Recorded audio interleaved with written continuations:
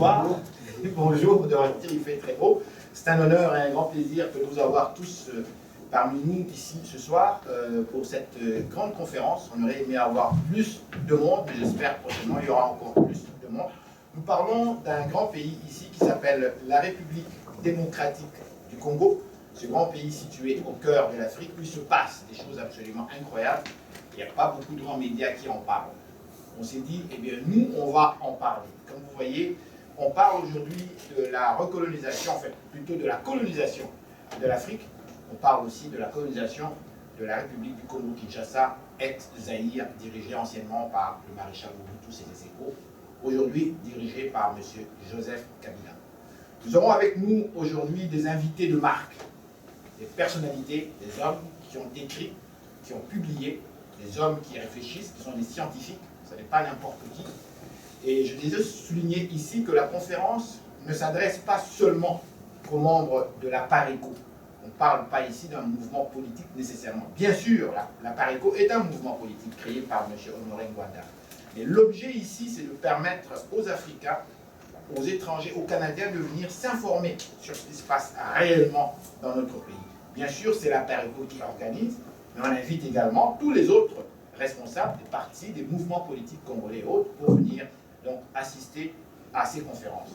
Alors, avant de débuter, nous allons avoir réservé une petite minute de silence pour les morts qui continuent de tomber dans ce beau pays depuis des lustres. Et après ça, on passera à l'hymne national avant de commencer donc cette conférence. Donc, je vais vous demander une petite minute de silence.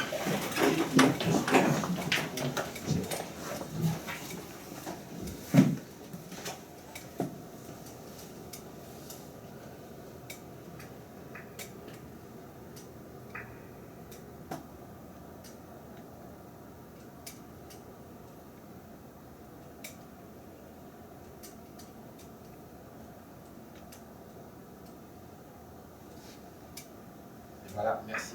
Merci infiniment. Donc, on va commencer avec notre Debout, Congolais, unis par le sang, unis dans l'effort pour l'indépendance. Dressons nos fronts, longtemps courbés, et pour de bon, prenons le plus bel élan, dans la paix au peuple ardent. Par le labeur, nous bâtirons un pays plus beau qu'avant, dans la paix citoyenne. Entonnez l'hymne sacré de votre solidarité, fièrement saluez l'emblème d'or de votre souveraineté. Don béni Congo, des aïeux Congo, au pays Congo, bien-aimé Congo, nous peuplerons ton sol et nous assurerons ta grandeur. 30 juin au doux soleil, 30 juin du 30 juin, jour sacré, sois le témoin, jour sacré de l'immortel, serment de liberté, que nous léguons à notre postérité pour toujours. Merci, merci infiniment. Nous invitons Madame venir un mot pour qu'on puisse débuter notre conférence.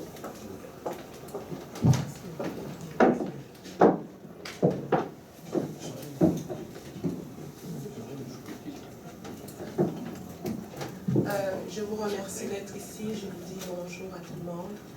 En fait, aujourd'hui, on est ici grâce à un mouvement qu'on appelle APARECO, Alliance Patriotique pour la Refondation du Congo, grâce à la vision d'un homme qu'on appelle M. Honoré Ngwanda, qui avait bien compris, bien avant nous, depuis 2005, que notre pays, la République démocratique du Congo, est occupé. Comme vous voyez bien, nous menons un combat depuis des années dans notre pays. Aujourd'hui, nous avons plus de 12 millions de morts. C'est la raison pour laquelle nous sommes aussi ici présents cet après-midi pour souligner ce mouvement qui nous a réunis ici pour pouvoir nous battre pour la libération de notre pays. Je vous remercie, merci pour les conférenciers, merci à tout le monde qui est ici présent pour votre présence.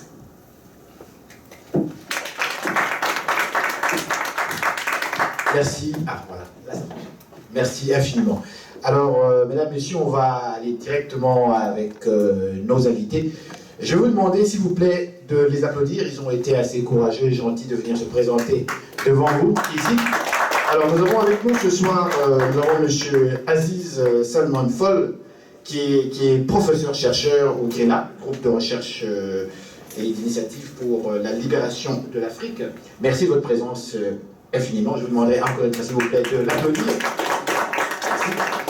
Nous avons également M. Patrick Mbeko, que vous connaissez très bien, qui est originaire de la République démocratique du Congo. Il est politologue, il est écrivain et chercheur. Il est avec nous aujourd'hui. Vos applaudissements, s'il vous plaît. Et nous avons également M. Albert Ndandou, qui n'est pas à présenter, qui n'est plus à présenter, puisqu'il était ici la toute dernière fois. Et il sera aussi parmi ceux qui vont parler donc, lors de cette conférence. Je vous demanderai également de l'applaudir. Et bien voilà, donc c'est parti. Nous allons demander donc à notre premier invité de se présenter. On laisse la place bien sûr à M. Aziz Fall, qui est donc professeur-chercheur au GRILA, groupe de recherche d'initiative pour la libération de l'Afrique. Merci. Merci Henri. C'est très aimable de notre part de sacrifier littéralement le laps de temps qu'on a cet après-midi. Il fait très beau dehors. C'est d'autant plus important puisqu'on parle de la condition non seulement d'un peuple, mais d'une histoire très longue qui, hélas, perdure. Donc je tiens tout d'abord à remercier ceux qui nous ont invités et principalement à vous faire les salutations des membres du groupe de recherche et d'initiative pour la libération de l'Afrique qui effectivement a eu à rédiger une déclaration qui s'appelait Le Congo aux Congolais, il y a près d'une vingtaine d'années, dans laquelle nous déplorions le rôle de plus en plus agressif que jouent les juniors canadiennes dans le pillage des ressources de ce pays. Je suis venu vous montrer en fait quelques extraits de mon film Africom Go Home, qui évoque la recolonisation du continent africain, avec comme matrice essentielle l'Afrique des Grands Lacs et principalement le Congo. La lecture que je fais de la situation du Congo est relativement différente de certains analystes. Pour moi, en réalité, la souveraineté du Congo n'a jamais eu lieu. C'est-à-dire qu'il y a eu un moment où il y a eu un éclair de possibilités. Il a été très vite contrarié. Il faut comprendre cela dans la durée. C'est d'abord évidemment l'épisode colonial. Le Congo, comme vous le savez, est colonisé par une puissance qui n'en est pas, qui est obligé d'être sous tutelle des puissances impérialistes. Et sitôt qu'on prend une réalité de l'ampleur de ces richesses, d'abord ces ressources humaines qui vont être littéralement expropriées et domestiquées pour les grands travaux, mais très vite les ressources minérales, à ce moment, c'est le scramble, c'est-à-dire une façon par laquelle on va assaillir ce territoire. Ceci, pour moi, ne change pratiquement pas dans la durée, c'est-à-dire qu'on regarde sur les 150 ans, et c'est la poursuite du même phénomène. Sauf qu'entre-temps, le mouvement est rentré en phase de décolonisation, et étant donné que la puissance impérialiste de l'époque et le pays sous tutelle, la Belgique, a très peu formé l'élite congolaise, l'embryon de nationalistes progressistes et parfois panafricains qui y sont, ne sont pas suffisamment structurés pour faire face à ce que j'ai rapidement décrit. Et donc très vite, comme vous le savez, il y a cet épisode où le droit international, le système mondial, qu'on peut personnaliser par Greg Mascochol, l'ancien secrétaire général de l'ONU, mais aussi les nationalistes congolais personnalisés par Patrice Lumumba, se retrouvent en porte-à-faux avec l'ordre mondial.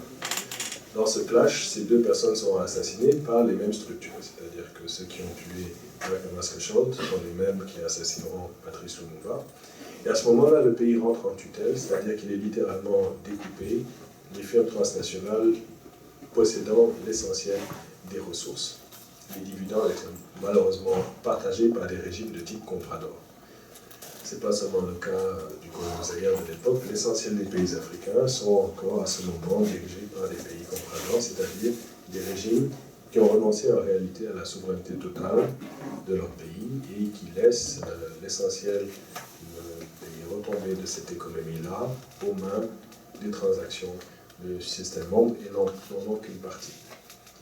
Si on compare cette période de la mondialisation avec celle qui s'accélère après 1989, on se rend compte en réalité que les redevances et les objectifs de souveraineté obtenus par les pays pauvres d'Afrique se soient considérablement amoindris. C'est-à-dire que si à l'époque il y avait non seulement des nationalisations, mais les pays pouvaient aller chercher de 20 à 30% de leurs ressources, aujourd'hui la fourchette est entre 4 et 7% de leurs ressources en matière première. Et donc le Congo va être de nouveau sacrifié dans cette période-là. Il fallait savoir quoi faire de lui. Et il faut à ce moment-là comprendre le dessin géopolitique. Ce dessin géopolitique est exprimé rapidement dans le film, dans la mondialisation, de façon très simple, en fait, même si c'est très complexe. Le système monde est principalement animé par le modèle capitaliste des États-Unis, qui lui-même est en déclin. Ce déclin est caractérisé par le fait que d'autres puissances sont émergentes. Sauf que ce déclin est arrivé dans un moment où, justement, la bipolarisation s'est arrêtée, et donc, du fait de cet arrêt, ce déclin a été très peu perçu.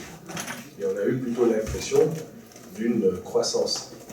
En réalité, le déclin a été avancé, sauf qu'on rentrait dans une ère unipolaire, c'est-à-dire que le modèle américain devenait le seul modèle à l'ordre du jour. Mais ce qu'on ne percevait pas, c'était l'émergence de pays dont les taux de croissance étaient supérieurs au modèle américain, principalement les pays africains et les pays émergents, donc la Chine, l'Inde, etc. Et beaucoup plus gravement, la constitution de l'Europe remettait l'Allemagne dans une position où elle pouvait reprendre son aura au niveau du dispositif économique. Cette situation est tout à fait paradoxale, et ce que j'explique dans mon film, c'est l'attitude américaine de comprendre que, puisqu'ils ne peuvent plus véritablement entretenir les pays africains par la coopération économique, il va falloir les capturer et les garder par la géopolitique. C'est donc la géopolitique du chaos. C'est en montrant que le parrainage des puissances de l'OTAN et des États-Unis est indispensable, parce que nous ne sommes pas capables de nous défendre tout seuls, que le dispositif de l'OTAN va s'imposer. Et pour cela, il fallait recréer une menace. Et la menace, ça va être la menace terroriste et la déstabilisation par les guerres d'occupation minérale. Dans le cas du Congo, ça a été la guerre d'occupation minérale, qui va se faire avec des pays voisins et des régimes politiques sur lesquels je suis sûr que mes collègues reviendront. Mais au niveau du continent africain, le dispositif part depuis la crise de la Somalie, le démantèlement du Maghreb arabe et l'infiltration de la nébuleuse terroriste djihadiste. Ceci permet très rapidement au dispositif de l'OTAN et aux États-Unis de s'imposer et de déployer tout un système de base militaire avec les pays qui jouent dans cette perspective. Et ils vont pouvoir coopter l'Allemagne. Donc le film que je vous montre en réalité que l'Africom, qui est la force d'interposition et de contrôle américaine, qui est basée dans aucun des pays africains officiellement, mais principalement à Stuttgart, malgré tout un parapluie dans une trentaine de nos pays, est en fait quelque chose qui a été créé dans ce que je viens de vous expliquer, une sorte de chantage. Ce chantage, je vais le résumer très vite. Au sortir de la conférence de Berlin de 1885, l'Allemagne, comme vous le savez, est la grande puissance européenne. Lorsqu'arrive la fin du Second Reich, lorsque l'Allemagne perd la guerre et qu'elle est divisée, l'Allemagne de l'Ouest confie son trésor de guerre, c'est-à-dire son or, aux pays qui l'ont vaincu, aux États-Unis, à l'Angleterre et à la France. C'est 1000 tonnes d'or. Aux États-Unis, la Banque fédérale dispose de 674 tonnes d'or. Les Allemands ont toujours voulu récupérer cet or. Et à mesure que l'économie mondiale allait dans ce que je vous ai rapidement décrit, c'est-à-dire le déclin des États-Unis et une nécessité d'une guerre totale, les Germaniques commencent à demander leur or, puisque leur pays est réunifié. Les États-Unis disent qu'ils ne peuvent pas leur rendre cet or. La France dit qu'elle pourrait rendre cet or, mais par tranche. Donc Sarkozy, qui comprend cela, c'est que s'il rend l'or à l'Allemagne, il faut qu'il retrouve lui-même un dispositif plein. C'est ainsi que Sarkozy va se lancer dans la colonisation du Mali. Et il va réactiver un vieux projet qui est le projet de l'Azawad. Et la déstabilisation du Mali passée par l'écrasement de son allié d'il y a 4-5 années, notamment Muammar Kadhafi. Les Allemands, en même temps, comprennent que s'ils ne sont pas dociles dans la transaction, ils risquent de ne pas avoir leur or. Et donc, les Américains, qui ont 42 000 soldats en Allemagne, disent on va réduire, ça c'est sous George Bush, on va réduire nos forces en Allemagne. Par contre, on va passer de 37 000 hommes, et par contre, on veut qu'il y ait 5 000 hommes juste pour le continent africain. Et les Allemands, sous Schröder et plus tard Merkel, acceptent ce deal. D'accord, il va y avoir une base américaine qui s'occupera juste du continent africain. Cette stratégie des néoconservateurs permet donc d'avoir une base militaire qui contrôle toute la corne de l'Afrique, l'Afrique du Nord, l'Afrique centrale jusqu'à l'Afrique australe. Comme vous le savez, pour nous qui sortions de l'apartheid, le rêve de construction de l'Union africaine, la locomotive sud-africaine, les projets de Kadhafi, une seule monnaie, etc., tout ça, c'est allé complètement dans un autre sens que ce que je viens de vous décrire. Donc il s'agissait de stopper cela. Dans cet intermède, la crise du Congo est allée en s'accélérant. Ça a été un dépeçage sur nos moyens de production, complètement, un pillage éhonté et une guerre qui n'a jamais été reconnue par l'ordre international, qui est une véritable guerre de génocide, sur laquelle, évidemment, tout le monde ici est au courant. Le résultat, c'est que cet AFRICOM, cette base militaire, va s'imposer. Pourquoi elle s'impose? Parce qu'entre-temps, la Chine rentre sur le continent africain avec une nouvelle forme de coopération économique, l'Inde aussi. La Chine achète 8 tonnes de bons de trésor américains, d'équivalent de l'or américain, en bons du trésor. Donc si vous avez compris l'équation, ce qui se passe, c'est que les Allemands veulent leur or, et les Chinois, à qui on dit qu'ils doivent rééquivaler leur yuan, d'accord, par rapport à la monnaie américaine, disent qu'on n'a pas de problème de réévaluer notre yuan, mais par contre, à ce moment, il faut que vous transformez notre yuan en or. Or, les Américains n'ont pas 1000 tonnes d'or, pour les Chinois non plus. C'est ce qui explique la guerre de devises et la ruée sur le contrôle du continent africain et cette base africaine. Dans ce jeu, les États-Unis vont aller jusqu'à contrôler leurs propres alliés, espionner les Allemands, les Français, pour arriver à leur fin. Donc s'ils le font avec leurs alliés, imaginez ce qu'ils font avec leurs propres dirigeants. Les dirigeants ont une marge de manœuvre extrêmement tenue, c'est-à-dire à peine la capacité de vraiment diriger le Congo. Le Congo est un pays sous perfusion. Donc mon analyse, comme je vous le dis, c'est que ce pays n'a jamais connu véritablement la souveraineté. Et si le Congo n'est pas libre, l'Afrique ne pourra jamais véritablement consacrer son rêve de panafricanisme. Comme l'aurait montré Fanon, c'est le Congo qui tient le secret vraiment de la construction panafricaine. Donc un peu plus tard, je vous montrerai des extraits du film Africom Goro, base étrangère hors d'Afrique. C'est un film très long, mais on a réservé une petite séquence vers la fin du film pour vous montrer l'ampleur des choses. Et je laisserai donc mes camarades approfondir toutes les questions que je viens de développer. Merci.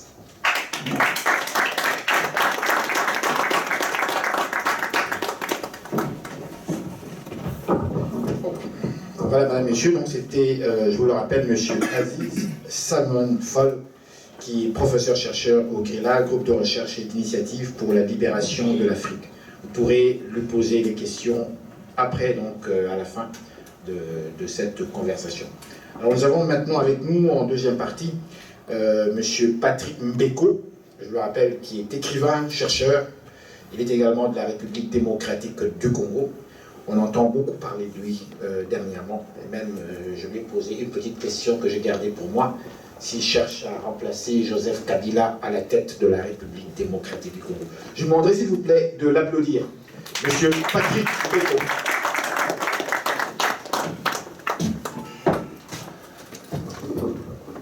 Bonjour à tous.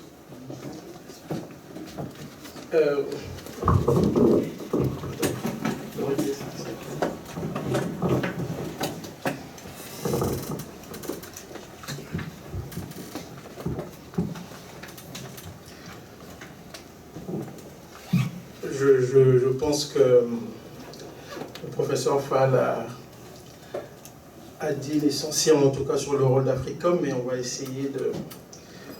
Je veux beaucoup m'atteler sur le cas congolais ou un peu sur les grands enjeux, bon, on va brièvement sur les grands enjeux auxquels le continent africain, notamment la RDC, est confronté. Je commencerai par dire d'ailleurs que le professeur Fall a raison de dire que le Congo n'a jamais été réellement indépendant. Je crois le thème de la conférence était la recolonisation du Congo. Bon, pour moi, le Congo a toujours été colonisé et il faut remonter à la création, entre guillemets, officielle de ce qu'on a appelé l'État indépendant du Congo pour s'en rendre compte. On dit en tout cas dans les livres d'histoire, État indépendant du Congo, mais en réalité, il s'agissait en fait de l'État libre du Congo. En fait, c'était une terre qui appartenait à tout le monde, à toutes les puissances, et qui était administrée par la Belgique. En tout cas par le roi, pas la Belgique, mais le roi belge, Léopold II. Donc en fait, dès sa naissance, le Congo est une affaire de tous. J'aime bien dire que dès sa naissance, le Congo est une affaire de tous, et jusqu'à ce jour, le Congo demeure une affaire de tous. Seulement, il y a eu un moment de l'histoire où les Congolais ont voulu reprendre en tout cas leur souveraineté, c'était en 1960, avec l'arrivée au pouvoir du Premier ministre Patrice Emery Lumumba, qui va d'ailleurs très vite être éliminé par l'ordre cannibale établi par les grandes puissances. Et ces puissances vont utiliser leur instrument qu'on appelle l'ONU, je veux dire la mission des Nations Unies au Congo à l'époque, parce que la première mission de l'ONU au Congo est arrivée une semaine après la crise. On a appelé ça l'ONUC, donc la mission des Nations Unies au Congo. Officiellement, comme on le sait, les forces de maintien de la paix débarquent pour, en tout cas, établir la paix. Mais dans les faits, ces forces-là accompagnent souvent des stratégies de déstabilisation mises en place par ceux qui les ont délégués. Et donc, c'est ça la réalité. Et dans le grand jeu des grandes puissances, pour comprendre en fait comment on arrive à mettre l'Afrique sous tutelle, il faut aussi à un moment s'attarder sur le rôle de ces casques bleus. C'est important parce que très souvent, on regarde ça avec le recul. Et souvent, les Africains acceptent que ces forces-là débarquent pour soi-disant maintenir la paix, alors qu'on se rend très vite compte. On peut prendre le cas du Rwanda, on peut prendre le cas de la Côte d'Ivoire, ou aujourd'hui de la RDC, où on pille, où on viole les femmes à quelques mètres de campement des casques bleus de l'ONU. Et donc, c'est ce qu'on peut dire en tout cas du Congo quant à sa naissance officielle, entre guillemets, après la conférence de Berlin. La mise sous tutelle du Congo est passée par plusieurs étapes. Après les indépendances, je l'ai dit tantôt, Lumumba prend le pouvoir, il est assassiné et l'Occident, notamment les États-Unis, impose à la tête de ceux qui va devenir le Zaïre, donc le Congo qui va devenir le Zaïre, Mobutu, donc l'homme de la CIA. Et pendant 32 ans, Mobutu va servir de sous-traitant en fait de l'Occident en Afrique centrale. Il va être l'homme clé du dispositif occidental contre les menées soviétiques. Donc Mobutu intervient, il soutient secrètement l'Afrique du Sud, il intervient en Angola surtout, où il y a une guerre civile très importante et tout ça. Et au Rwanda et en Ouganda, on voit encore la présence du président Mobutu. Un élément important, c'est qu'on a souvent diabolisé cet homme, avec raison, je dirais, parce que son bilan est calamiteux, mais la nuance qui mérite d'être faite, c'est que pendant les 32 ans du président Mobutu, il essaye à un moment donné de se détourner de ceux qui l'ont fait roi. Donc dans les années 70, Mobutu va nationaliser les intérêts étrangers au Zaïre. Et donc cela va beaucoup inquiéter les Américains qui l'ont mis en place. Et l'autre problème qu'on a souvent dans la compréhension des grands enjeux, c'est que nous avons tendance à penser que les pouvoirs en Occident sont homogènes. Or, en Occident, il y a beaucoup de groupes d'intérêt aussi. Donc, ce qui fait que Mobutu, pendant 32 ans, va rester à la tête du Zaïre, non pas grâce à toutes les administrations américaines qui se succèdent dans la Maison-Blanche, mais grâce surtout aux républicains. Parce que du côté démocrate, avec les démocrates, il a beaucoup de problèmes, notamment avec le président Carter. Et dans les années 70 aussi, il va même expulser l'ambassadeur d'Hillington du Zaïre parce qu'il pensait que les États-Unis voulaient fomenter un coup d'État contre lui. Mais le seul, au fond, il va quand même demeurer l'homme de l'Occident en Afrique. Et à la fin des années 80, on sait que c'est la fin de la guerre froide, le mur de la honte tombe, c'est la dislocation de l'Union soviétique, les États-Unis sont restés seuls maîtres à bord dans la conduite des affaires du monde, et donc Mobutu n'a plus sa valeur utilitaire. Et donc on décide, aux États-Unis, on décide de se débarrasser de lui. Et donc une nouvelle stratégie va s'imposer dans la région, et l'homme fort, le nouvel homme fort des Américains sera celui qui a pris le pouvoir en Ouganda en 1986. Donc son nom c'est Yoweri Museveni, le président de l'Ouganda. Donc lui, quand il prend le pouvoir, une année après, il se rend à la Maison Blanche, il rencontre le président Reagan, il revient, et une stratégie de déstabilisation commence d'abord avec le Soudan, parce que c'est très important dans cette stratégie des grandes puissances de ne pas seulement s'attarder sur le Congo, mais d'avoir un œil braqué sur ce qui se passe au Soudan, parce que la coalition que va mener Museveni pour le compte des États-Unis et des Anglo-Américains et d'Israël va commencer par le Soudan. En même temps, on va ouvrir une brèche au Rwanda, harceler le Rwanda, avec un objectif au Zaïre. Donc on a un grand jeu qui se déroule dans toute l'Afrique centrale que les Africains à l'époque ne perçoivent pas. Et à la même époque, on se rappellera aussi de... Oh, pardon. À la même époque, on se rappelle aussi, en même temps aussi de conflits en Somalie, parce que Aziz Fall en a parlé, en Somalie. Donc les Américains débarquent en Somalie, non pas pour aider les Somaliens, mais en fait pour mettre sous tutelle ce pays. Et les Somaliens se liguent contre eux. Alors qu'est-ce qu'ils vont faire? Ils vont instaurer le chaos dans ce pays-là en entretenant l'instabilité. Et aujourd'hui, d'ailleurs, la Somalie est devenue, c'est un non-État.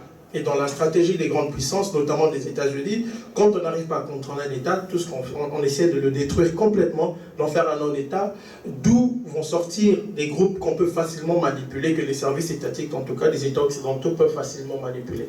Donc c'est ce qui se passe au début des années 90 dans toute cette région-là. Donc on a le Soudan, il y a une stratégie d'harcèlement qui commence au Soudan. Au Rwanda, on ouvre une brèche. Donc le 1er octobre 90, la guerre éclate au Rwanda. Le président Juvenal Habyarimana du Rwanda est à cette époque-là, il est aux États-Unis. Les Américains essaient de le retenir pour que les rebelles Tutsis qui sont partis de l'Ouganda, en tout cas parce que ces rebelles Tutsis ont aidé Museveni à prendre le pouvoir en Ouganda en 1986. Et donc ce sont ces mêmes rebelles Tutsis, soutenus par les Américains, notamment Paul Kagame, qui va d'ailleurs suivre une formation accélérée aux États-Unis, qui vont déclencher la guerre contre le Rwanda le 1er octobre 1990. Donc, à l'époque déjà, on a plusieurs foyers de tension dans plusieurs régions en Afrique, notamment en tout cas dans la région d'Afrique centrale. Et la guerre qui commence au Rwanda le 1er octobre 1990 ne vise pas en réalité le Rwanda, puisque le Rwanda n'a rien dans les faits. Il n'y a pas vraiment de ressources naturelles qui vont intéresser les grandes puissances, notamment les multinationales, parce qu'après 1990, c'est quand même le triomphe du néolibéralisme. Les multinationales sont plus puissantes que jamais, elles vont imposer leurs desiderata aux États africains en passant par ceux qui sont à la tête de leurs États, parce qu'il faut quand même comprendre qu'en Occident, les chefs d'État, les chefs de gouvernement sont les serviteurs des multinationales de leurs États.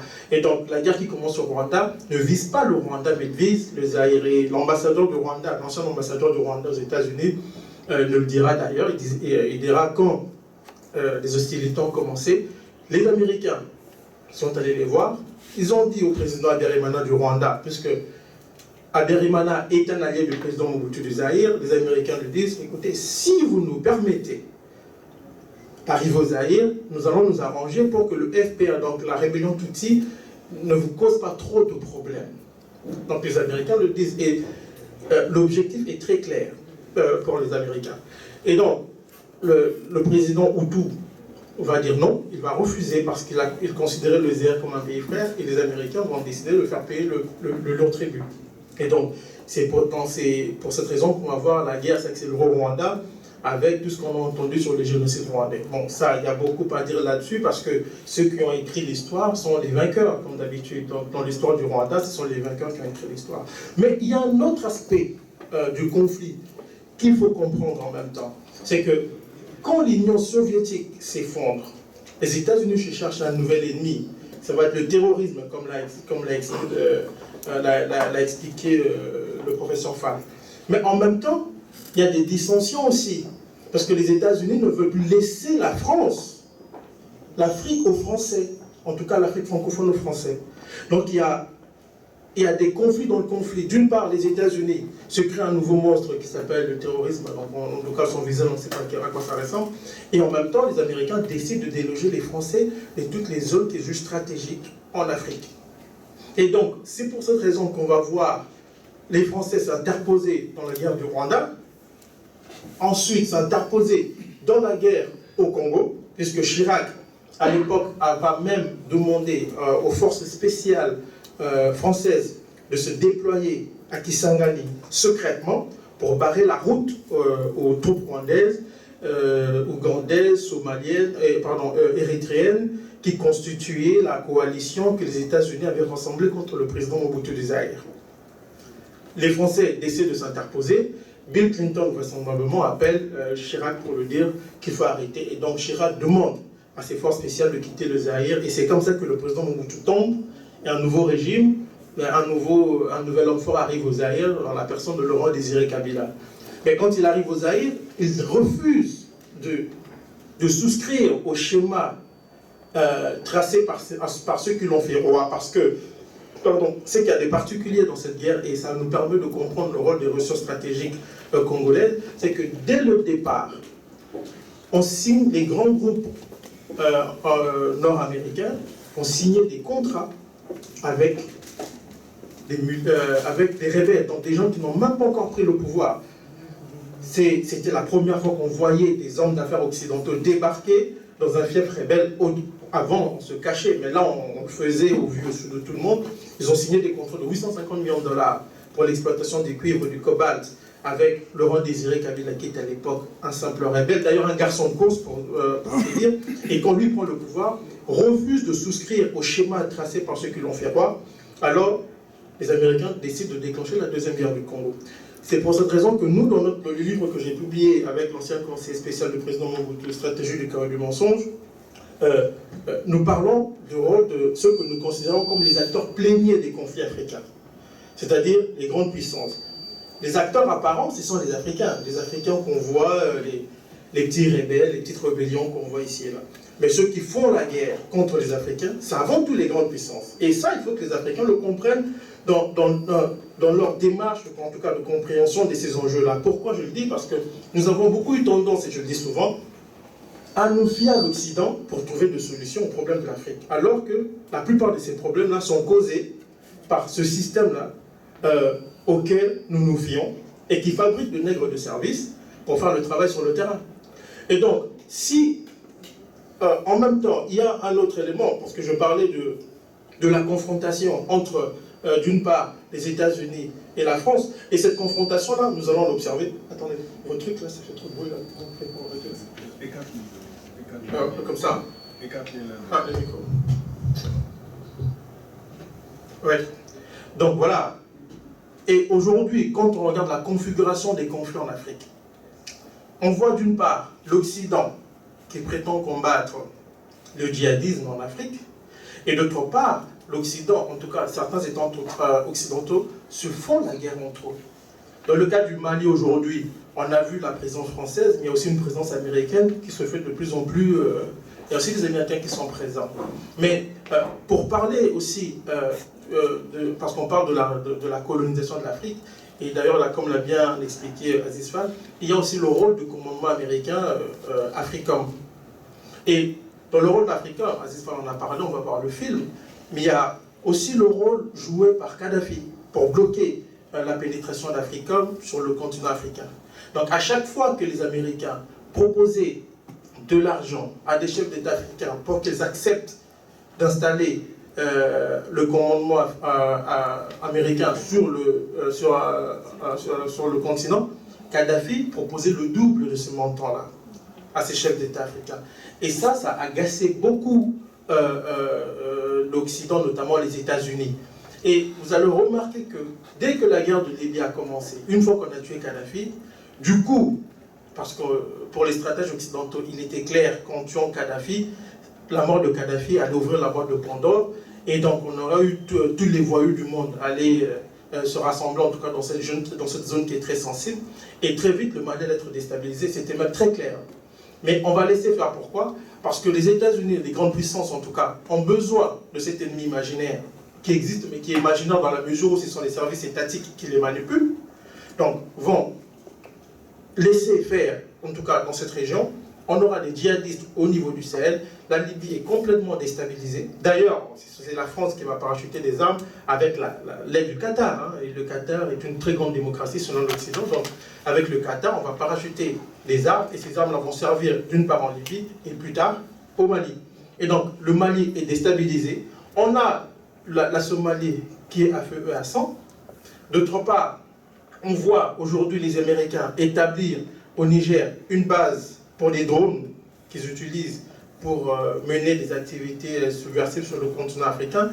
Les djihad et les soldats américains débarquent dans plusieurs régions d'Afrique, et sans oublier que les armées africaines sont cooptées à travers plusieurs exercices militaires, comment on les appelle, Flintstone, qui se passent sur le continent africain. Donc ce n'est pas un hasard, par exemple, si on voit d'une part au Mali, celui qui fait le coup d'État est un officier formé par les Américains. Ce n'est pas pour rien qu'au Burkina Faso aujourd'hui, on a le colonel Zita, qui est l'homme des Américains. Et un peu partout sur le continent africain, on voit ce genre d'individus sous-traitants de la nouvelle politique américaine en Afrique. Donc l'Afrique est colonisée militairement. Et quand on a déstabilisé la Libye pendant la guerre de Libye, on a beaucoup parlé du pétrole. Ce qui est vrai. On a beaucoup parlé des ressources énergétiques, des ressources naturelles. C'est très vrai.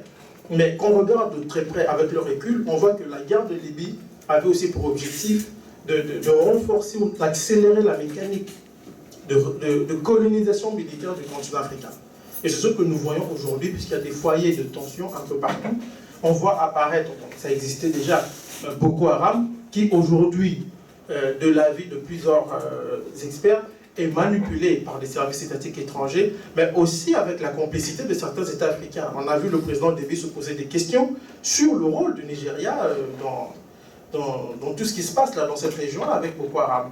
Donc, pour finir, je dirais aujourd'hui que le Congo, comme le dit le professeur Fall, c'est la déstabilisation du Congo permet aux grandes puissances de bloquer la marche vers un véritable mouvement panafricaniste, en tout cas qui va rassembler les États africains.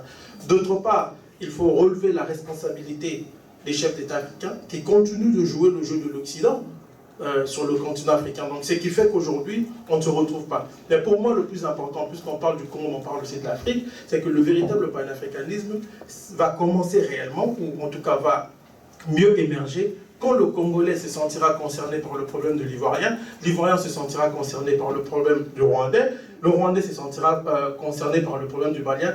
À ce moment-là, on pourra parler de véritable panafricanisme. Pourquoi je le dis? Parce qu'aujourd'hui, si les États africains sont déstabilisés, en partie c'est aussi grâce, c'est à cause aussi des autres pays africains. On va se servir d'un pays comme le Rwanda pour déstabiliser le Congo.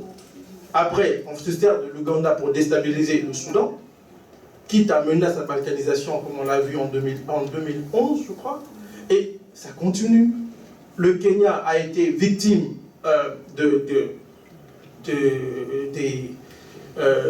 comment ils appellent, les Shabab.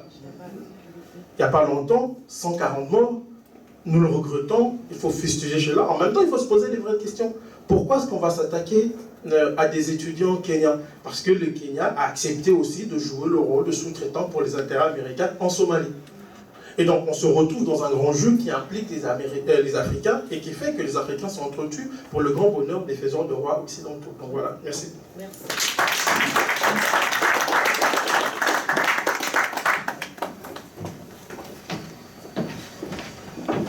Voilà, donc c'était M. Patrick Mbeko, Pour ceux et celles d'entre vous qui viennent de se joindre à nous, je vous dis merci et bonjour. Donc, on est heureux de vous avoir ici. Vous pourrez poser toutes vos questions à la fin donc, de cette présentation. Alors maintenant, nous avons avec nous un monsieur qui est là depuis déjà assez longtemps. C'est un de nos vieux, monsieur Ndandou Albert, s'il vous plaît. Il est politologue. Il est avec nous pour nous entretenir comme la fois passée. Merci.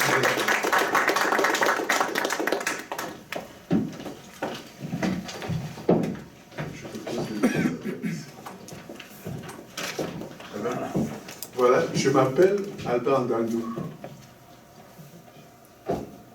Et je suis vraiment content d'être ici. La fois passée, j'étais ici pour parler des traités de paix. Parce que vous savez bien que la République démocratique du Congo est occupée par, nous on désigne par les droits, occupée par les Rwandais, les Ougandais, qui sont soutenus par l'empire financier et colonial britannique. Il faut les nommer, parce que nous allons faire. Nous ne pouvons pas, nous devons entrer en guerre. Il n'y a pas une autre façon. Et moi, je suis content d'être ici parce que je suis d'un village où Stanley est passé. Quand on parle de la colonisation ou de la récolonisation, moi j'en ai vécu moi-même au village. Stanley, cette personne-là, à qui le roi a dit « Allez en Afrique et créez-moi une colonie ». Il est passé par mon village. Il y a même laissé 6 roues. Si vous allez googler dans l'Internet, les 6 roues de Stanley, vous allez les voir. C'est des roues de canonniers.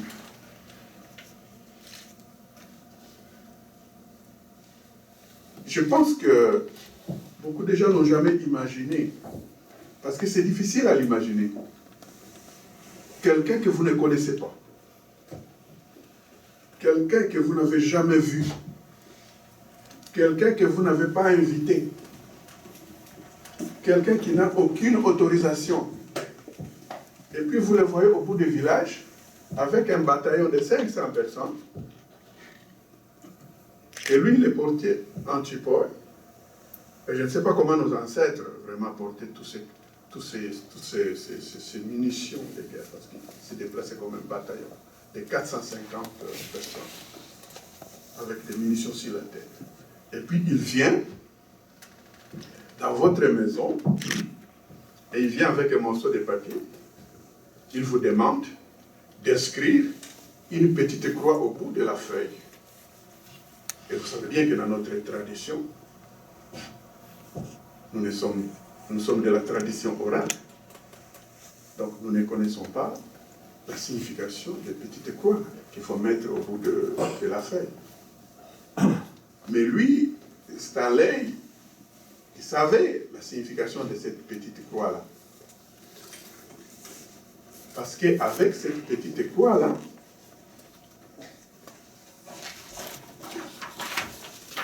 nos chefs de tribus locales, régionales, territoriales ou lointaines, perdaient les droits de propriété sur leur propre terre. Si la terre qu'ils ont toujours, où ils ont toujours été comme héritiers. Et vous comprenez qu'au village, si vous avez grandi au village, moi j'ai grandi au village, la terre appartient au clan. Et avec ces petites croix-là, que vous avez signé pensant que vous êtes en train de renforcer les relations d'amitié ou de coopération avec ces blancs qui passent, vous avez hypothéqué in vitam aeternam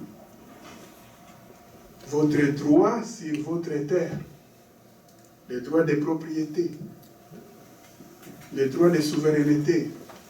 Et moi, je voudrais revenir là-dessus, Parce que nous devons savoir comment on a déchu nos chefs des tribus qu'on appelle dans le pays. Comment on les a déchus. Et après, je vais expliquer maintenant, avec la récolonisation, comment on est en train de nous déchoir de nos droits de nouveau. Alors, tantôt, le modérateur m'a demandé ma compréhension de la situation. C'est comme ça que j'ai amené un rapport spécial des Executive Intelligence Review de 1997. Et comme vous voyez bien les titres, Never Again, London's Genocide Against Africans. C'est un rapport qui a été écrit par nos amis du comité d'action politique Lyndon LaRouche depuis 1997, donc ça ne date pas de maintenant. Et déjà à ce moment-là, ils sont partis faire des investigations dans ces pays qui sont devenus comme des colonies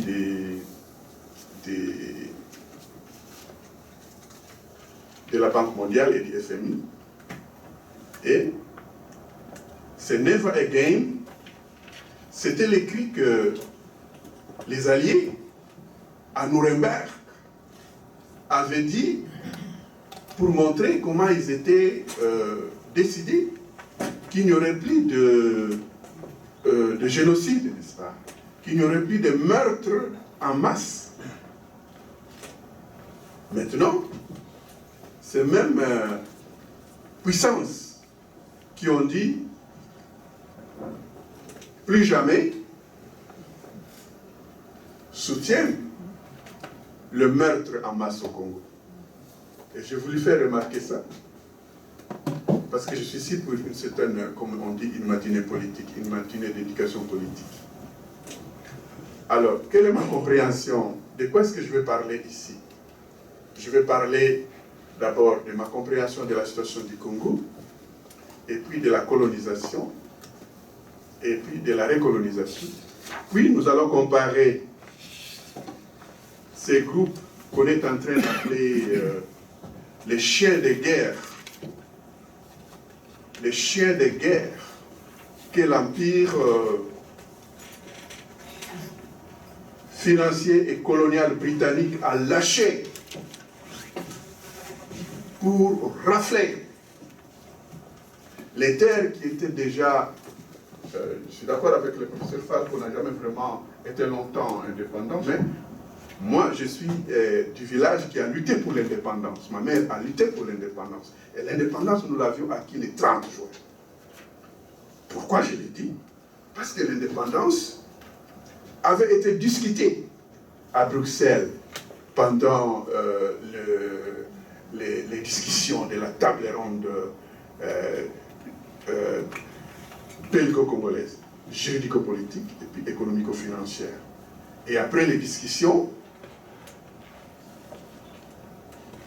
une loi était sortie du Parlement belge. Et puis après, les ministres des Affaires étrangères et les premiers ministres sont assis pour signer la déclaration. Et puis les 30 jours, cette indépendance était proclamée en pleine amitié, en plein accord avec la Belgique. Donc, comme Lumumba le disait, oui, nous sommes indépendants. Maintenant, c'est à nous de saisir l'occasion de rendre cette indépendance plus efficace. Lumumba pensait que nous pouvions le faire. Pour n'importe quelle raison. C'est comme on dit quand l'évangile a été proclamé, il est proclamé. Alors nous allons comparer ces groupes ici qui est mandaté pour aller rafler les terres qui sont dans les mains on peut dire des indigènes, et puis les donner à la monarchie et à l'Empire britannique. Et nous allons le comparer au groupe maintenant qu'on est en train d'appeler les BRICS. Parce que maintenant, pendant longtemps, nous avons toujours cherché, moi je travaille au gouvernement, mais vous voulez faire un plan de développement, mais où aller chercher l'argent? Dans mon village, c'est plein d'économistes. on veut le développement, mais où chercher l'argent? Alors, à la fin, on va comparer, dans la conclusion, comment ces chiens de guerre, donc, vous voyez bien M. Kagame, comment il s'appelle encore? Museveni, et puis, voilà. On les appelle les nouvelles figures du colonialisme britannique en Afrique. Donc, leur travail, c'est aller rafler les terres. Et ils ont appris le marxisme là-bas à une école qu'on appelle l'école gardienne de Julius Nyerere à l'université de Dar es Salaam. Excusez-moi d'être dur, mais parce que nous autres, nous sommes en train de vivre les dures expériences de cette occupation. Alors, maintenant, vous voyez que nous, quand nous avons grandi à Kinshasa, ou à Lubumbashi, ou dans d'autres villes, Kinshasa était entouré de ce qu'on appelait une ceinture verte. Par ceinture verte, au lac de Mavale, ou à la Bancana, ou partout, c'était des arbres qu'on voyait.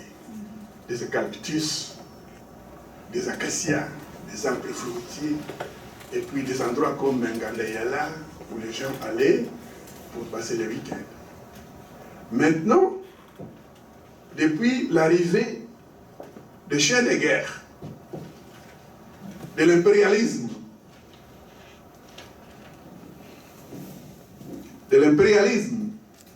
du colonialisme, du fascisme, du racisme anti-africain et du racisme anti-congolais et du racisme anti-quinois, Kinshasa est devenu entouré de fosses communes, des enterrements en masse, de meurtres en masse. Vous voyez que lorsque vous entendez ces mots de meurtre en masse, vous êtes obligé de penser au fascisme nazi, parce que ce n'est que lorsqu'on étudie l'histoire de la Deuxième Guerre mondiale, et lorsqu'on voit comment l'Allemagne nazie a traité les peuples juifs, que vous entendez ces mots de meurtre en masse. Mais maintenant, c'est ce qui se passe à Kinshasa. C'est ce qui se passe au Congo. Alors, ces gens-là, les fascistes, vous voyez que tous les problèmes, c'est notre identité. La semaine passée, j'ai parlé avec un ami qui est ici, il m'a dit qu'il fait des études sur la banturologie. Moi, je lui ai dit que j'étais un grand admirateur de la musique des Bantous de la capitale.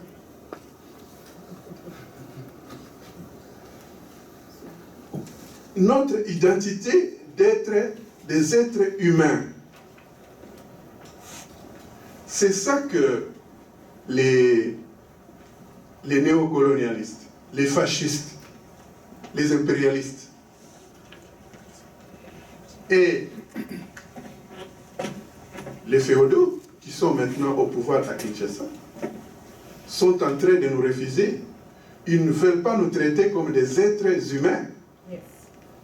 Ils ne veulent pas nous traiter comme des êtres humains. Et nous autres, en lingala, comme on appelle ça les Bantous, ils ne veulent pas nous traiter comme des Bantous. Alors que dans nos langues africaines, nous appelons les Bantous. Donc, nous sommes des êtres humains. Mais les régimes en place qui est commandé par, qui est soutenu par l'empire financier et colonial britannique refusent de nous traiter comme des êtres humains. Même si dans notre culture, nous nous appelons des Bantous, depuis que Dieu nous a créés. Et c'est ça le problème que je voudrais poser ici. Parce que ce n'est qu'autour de ces problèmes d'identité que nous pouvons trouver la solution. Qu'est-ce que nous devons faire?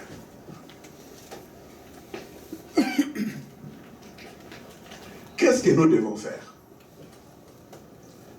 Il y a des gens, il y a un empire britannique qui a des politiques malthusiennes, et ces politiques, ils veulent que le Congo soit juste un parc. ils viennent voir les animaux et les arbres, mais où il n'y a pas de gens. Parce que depuis l'Occident, depuis que, et moi je suis d'une région où nous avons rencontré Diego Cao en 1482. Depuis 1482, notre première rencontre avec l'Occident, avec l'impérialisme, on nous a refusé de nous traiter comme des êtres humains.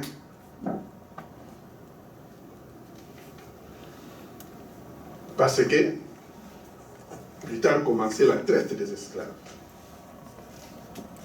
Et dans la traite des esclaves, l'Inquisition et les oligarques espagnols et portugais ont dit, mais les Noirs, les Africaines ou les Africains, ils ne sont que des animaux. Ils ne sont pas des êtres humains. C'est pourquoi qu'on peut aller dans leur village, les rasier, les prendre. Puis, les vendre, les acheter ou les vendre avec l'argent. Donc le problème dont je vous parle aujourd'hui, c'est un problème très profond. Il ne date pas d'aujourd'hui. Il date depuis notre première rencontre avec le système impérial. Qu'on nous refuse notre identité d'être humain créé par Dieu. Par Dieu le Créateur, à l'image de Dieu, ou à la ressemblance avec Dieu, et qu'après nous avoir créé, nous a doté d'une capacité où nous pouvons découvrir des principes par lesquels nous pouvons savoir comment l'univers est gouverné. Ah, vous voulez que je me dise de finir? Mais je n'ai pas encore commencé. Quand même, si on dit à quelqu'un l'éducation politique, on doit lui garder du temps.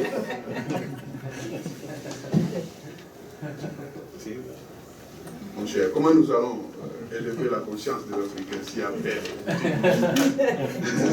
Exactement. C'est comme ça qu'on se retrouve entre Africains. Où est-ce que j'étais d'aller, je vous dis? On nous refuse le droit de vivre. Voilà.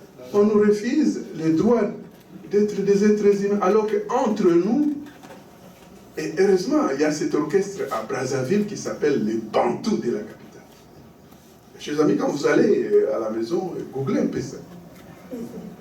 Parce que c'est là la preuve que nous nous sommes toujours pris pour des êtres humains créés par Dieu. Et Dieu nous avait doté d'une capacité où nous pouvons découvrir des principes scientifiques, universels, ou des principes artistiques, classiques, par lesquels lui-même, le Créateur, a créé l'univers. Donc, par lesquels nous pouvons nous gouverner. Et si nous avons cette compétence, cette capacité pour nous gouverner, pour nous conduire, pourquoi nous nous laissons conduire par des gens qui viennent du Rwanda ou du Ouganda? Pourquoi nous nous promenons sur la terre et donnant l'impression que nous n'avons aucune solution au problème?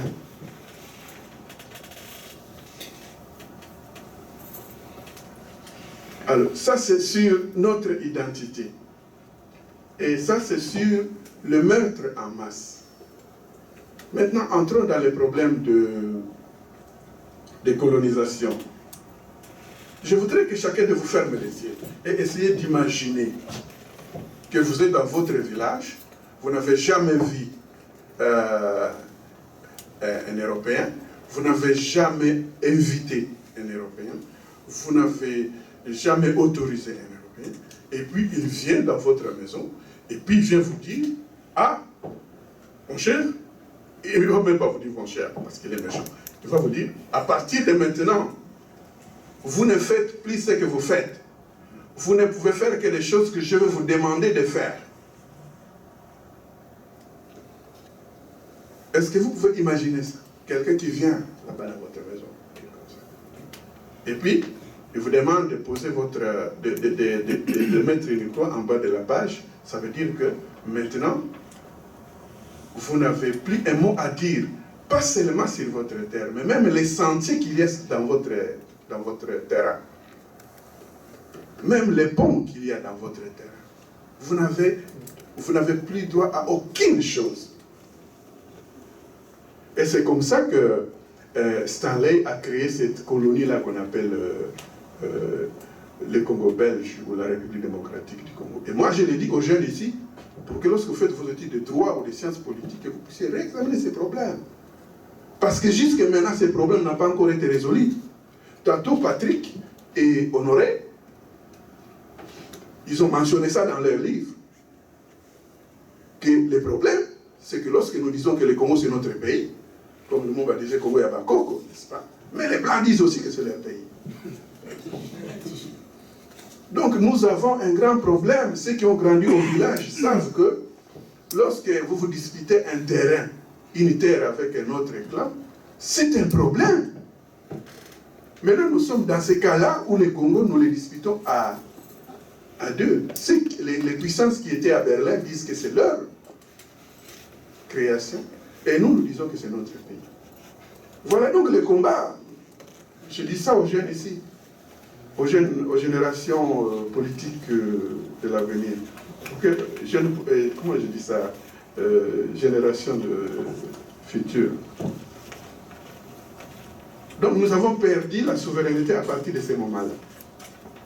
Maintenant pour la recolonisation, pour la décolonisation. Vous voyez que malgré qu'on a gardé nos parents, il est très isolé. On ne pouvait même pas parler français. Parce que les Blancs ne nous parlaient qu'en langue locale. Pour que nous ne puissions pas savoir comment il administrait le Congo. Donc lorsque nous sommes arrivés le 30 juin, on ne savait pas comment ce Congo a été administré. Et ces Blancs, ils avaient un plan B. Parce qu'ils ont été d'accord avec l'indépendance du Congo. Si on devrait rester une colonie modèle, parce que vous voyez que le Congo belge a été une colonie modèle, on l'appelait l'Empire du silence. Alors la CIA a dit, si le Congo doit devenir indépendant, et puis s'il doit continuer à être comme il a été une colonie modèle, il va seulement être comme une colonie internationale sous une forme de république. Alors ça va. Heureusement, le Lumumba a rencontré Nkrumah. Et ce papa-là, Kwame Nkrumah, il a été comme étudiant ici en Amérique. Et il était le responsable de l'association des étudiants africains et du Canada de cette époque-là. Et il est rentré en disant Independence for Africa. Et comme le Lumumba a rencontré Osagyefo Kwame Nkrumah, le Lumumba était devenu une personne éclairée. Alors, comme ils ont vu que le Lumumba était nationaliste, patriotique, humaniste, alors le président des États-Unis à ce moment-là, c'était le président du général Eisenhower.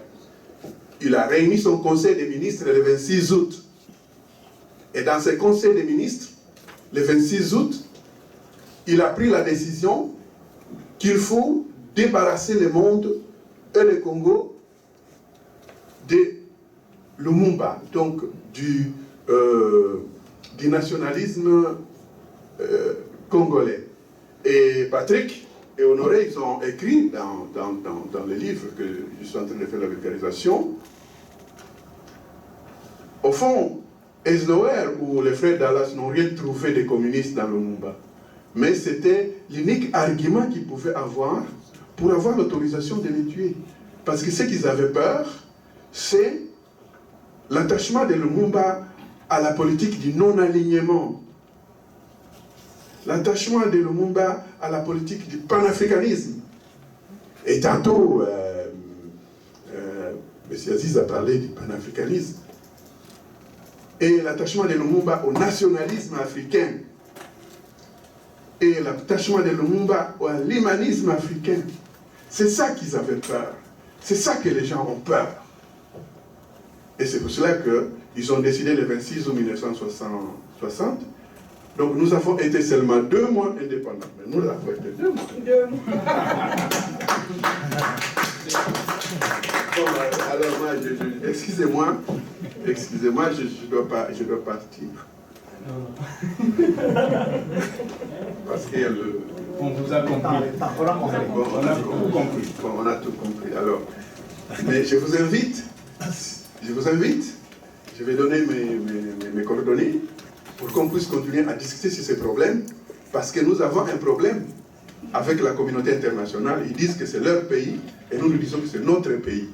Et quand ça arrive dans un village, il faut qu'on s'assoie, il faut qu'on se batte ou qu'on se parle.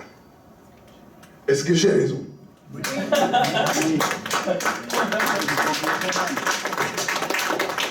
Voilà, mes services, je vous remets votre micro.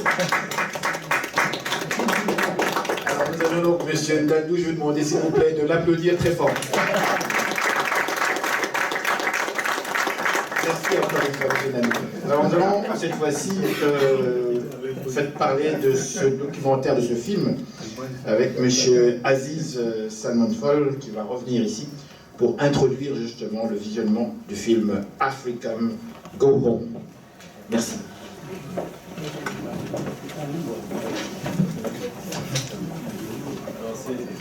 C'est très délicat d'avoir à couper parce que c'est un film vraiment très long.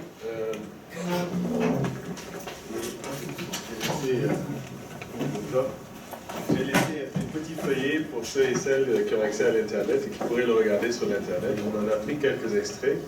Évidemment, c'est un film d'1h40, donc on n'a pas le temps malheureusement de le voir. Il se voit sur grand écran HD, mais la première heure, on va se priver de la voir. La première heure raconte, en fait, juste je vous mets en contexte.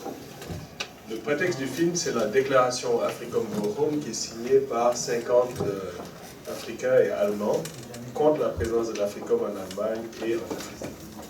Et elle raconte en fait la vision de Kwame Nkrumah et des chefs africains au début de l'indépendance.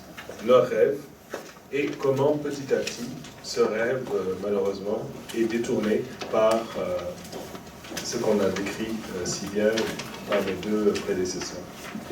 Et donc, on passe sur l'épisode, évidemment, de la crise en Côte d'Ivoire, du Mali, l'assassinat de Kadhafi, et la façon par laquelle l'Allemagne elle-même est rentrée dans ce dispositif. Donc, effectivement, il y a vraiment 1 heure qui s'écoule, et là, on est vers la dernière tranche du film. Je ne sais pas si le son est bon, mais on va essayer.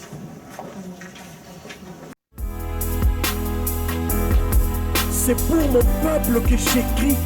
Oui, c'est pour ce peuple qu'on tue.